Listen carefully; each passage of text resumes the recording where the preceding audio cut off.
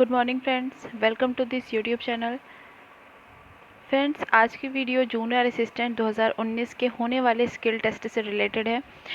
Skill test कैसे होगा, क्या टाइमिंग होगी, क्या क्या ले जाना है सेंटर पे, फ़ॉन्ट कौन से होंगे, ये सारे बहुत ज़्यादा कन्फ्यूज़न रहती है कैंडिडेट्स के माइंड में कि कैसे क्या होगा। बहुत नर्वसनेस होती है और एक तो वैसे ही इतना कम टाइम मिला है बच्चों को, तो उनको किस तरह से मोटिवेट किया जाए। तो आज हम लोग सब कुछ देखेंगे इस वीडियो में। 18 दिन की फुल स्ट्रैटेजी मिलेगी।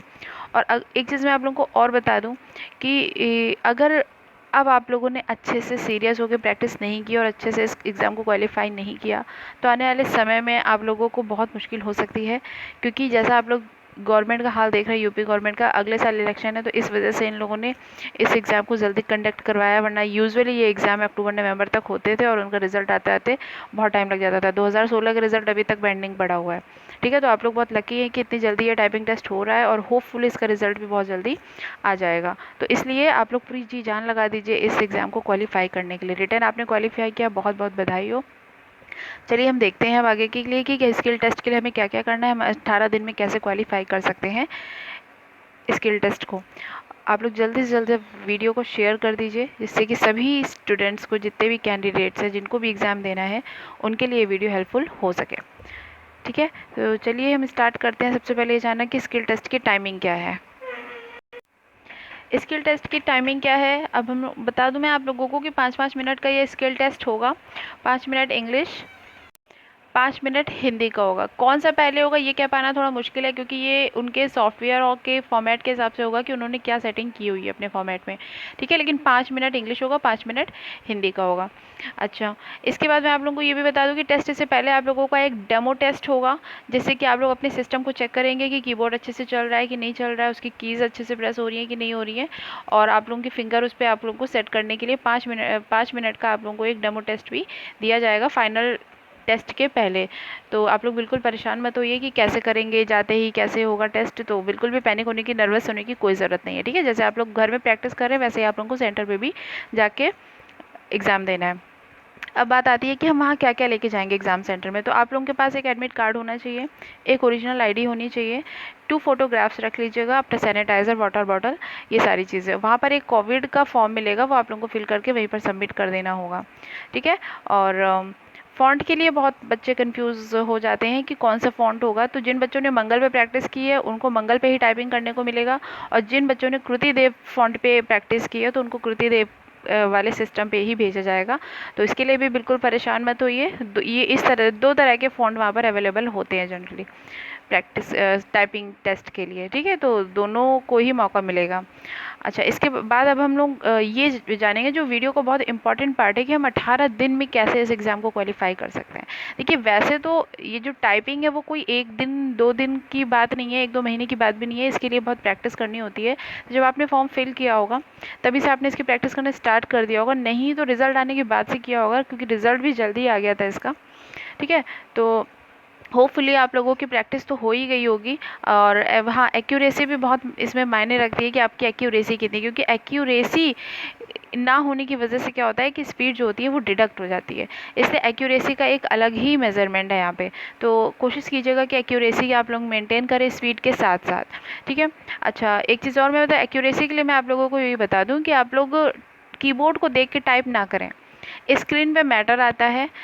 ठीक है, स्क्रीन पे मैटर आएगा आप लोगों के, और उसे देख के आप लोगों को टाइपिंग करनी होगी। तो कोशिश कीजिए कि आप लोग मैटर को देख के स्क्रीन पर ही टाइपिंग कीजिए, कीबोर्ड पे मत देखिए, क्योंकि कीबोर्ड की ओर देखने से भी आपकी स्पीड जो है वो रिड्यूस हो सकती है। और बैक स्पेस का यूज़ आप लोग कम से कम कीजिए। बैक स्पेस वहाँ पर ऑप्शन होता है, वहाँ पर यूज़ करने के लिए रहता है, लेकिन आप कम से कम बैक स्पेस का यूज़ करें, उसको अभी से प्रैक्टिस में ले आएँ।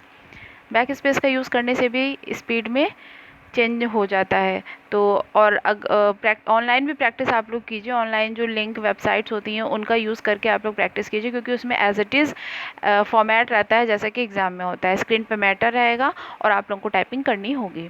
ठीक है, तो अगर आपकी घर पे प्रैक्टिस में स्पीड, अगर घर की प्रैक्टिस में आप लोगों की स्पीड इंग्लिश में 30+ या 35 तक आ रही है, तो आप लोग वहाँ पर क्वालिफाइड माने जाओगे। आप लोगों की वहाँ पर 30 हो जाएगी। ठीक है, अगर हिंदी में आप लोगों की 30 स्पीड आ रही है, तब आप लोग मान के चलिए कि आप लोगों का हिंदी का भी क्वालिफाई होगा। इससे कम की स्पीड पे तो नहीं होगा, क्योंकि आप घर पे कर रहे हो, घर पे जो एनवायरनमेंट होता है प्रैक्टिस करने के लिए उतनी नर्वसनेस नहीं होती है। ठीक है, कहना आसान होता है लेकिन नर्वसनेस थोड़ी बहुत तो होती ही है सेंटर पे जाके। ठीक है, तो इस वजह से वहाँ का एनवायरनमेंट दूसरा होता है, वहाँ पर और भी कैंडिडेट्स होते हैं। ठीक है, और सब टाइपिंग कर रहे होते हैं, तो थोड़ा सा डिस्टर्बेंस भी होता है कीबोर्ड की वॉइस से, तो उस पर ध्यान नहीं देना है। आप लोगों को अपने सिर्फ और सिर्फ अपनी टाइपिंग पे कंसंट्रेट करना है। आपको सोचना है कि उस पूरे रूम में आप अकेले बैठे हो।